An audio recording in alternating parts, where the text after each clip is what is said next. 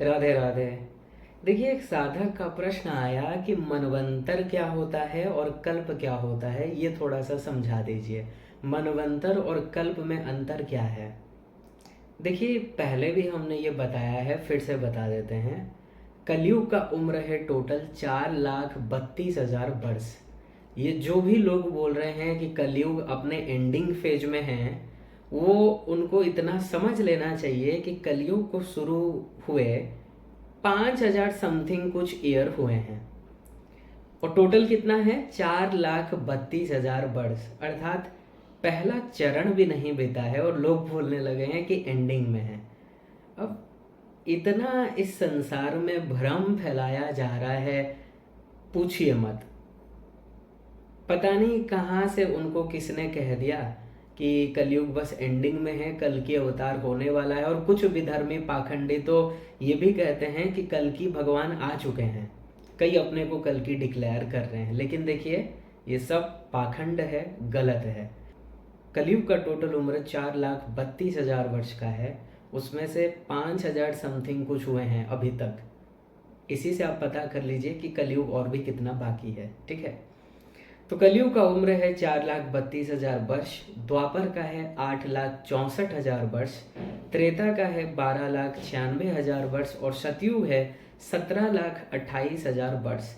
अगर चारों युगों को आप मिला दो, कलयुग, द्वापर, त्रेता, सतयुग, इन चारों को अगर मिला दिया जाए तो 43,20,000 वर्ष होंगे। तो ऐसे 71 बार चतुर्युग बीत जाने से होता है एक मनवंतर।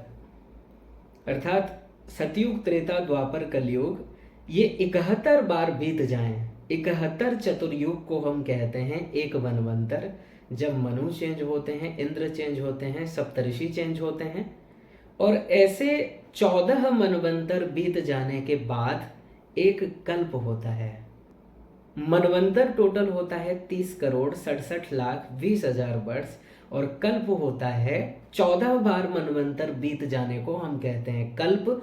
और एक कल्प को एक सर्ग कहा जाता है, जो टोटल है 4,29,40,40,80,000 वर्ष।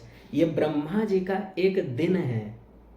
अर्थात हमारे इस पृथ्वी के वर्ष के तुलना में अगर बताया जाए तो इस मृत्यु लोक में 4,29,40,80,000 वर्ष ये ब्रह्मा जी के एक दिन है और उतने ही बड़े ब्रह्मा जी की एक रात है। और ऐसे ब्रह्मा जी का टोटल आयु है 100 वर्ष, अर्थात 3,110 खरब 40 अरब वर्ष। ये ब्रह्मा जी का टोटल आयु है। उसके बाद ब्रह्मा जो पद हैं वो भी चेंज हो जाते हैं, अर्थात और कोई ब्रह्मा के रूप में नियुक्त होते हैं। ठीक है जी, तो यही है सीधा सा हिसाब, सीधा सा गणना कि 71 बार चतुर्युग बीत जाने से वो एक मनवंतर होता है। 14 मनवंतर बीत जाने से एक कल्प उसे हम कहते हैं अथवा एक सर्ग कहते हैं। तो वेद में जो मंत्र आया कि अरे मनुष्यों, अगर तुमने इस मानव देह को प्राप्त करके भगवान को नहीं जाना, भगवत प्राप्ति नहीं की, तो सर्गेषु लोकेषु शरीरत्वाय कल्पते, करोड़ों कल्प तक फिर आपको मनुष्य शरीर नहीं मिलेगा। करोड़ों कल्प तक। एक कल्प कितना है? 4,29,40,80,000 वर्ष। मंत्र आया है, ये कठोपनिषद का मंत्र है, दूसरे अध्याय के तीसरी बल्ली का चौथा मंत्र, सर्गेषु लोकेषु। सर्गेषु बहुवचन है, सर्ग नहीं कहा जा रहा है। इसलिए जो भी लापरवाही कर रहे हैं, थोड़ा सा ध्यान दीजिए इस वेद मंत्र पर। देखिए, वेद भगवान का न्याय है, अर्थात जिसे कोई भी खारिज नहीं कर सकता। जो लिखा है वो भोगना पड़ेगा। इस संसार का आईन कानून नहीं है जो मान लो कुछ साल पहले बनाया गया था और आज चाहे तो उसको बैठकर मीटिंग करके बदल दिया जाता है।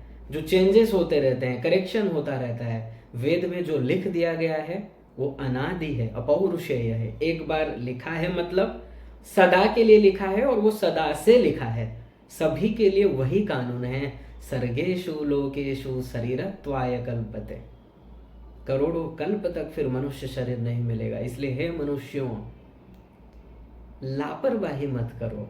क्योंकि आप लापरवाही करके अपना स्वयं का ही पतन कर रहे हो।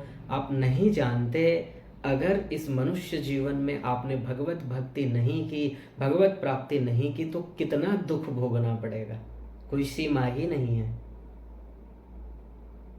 ठीक है, इसीलिए भक्ति में आगे बढ़िए, भगवत प्राप्ति में आगे बढ़िए, वही आपका लक्ष्य है, उसी में आपका परम कल्याण है। राधे राधे।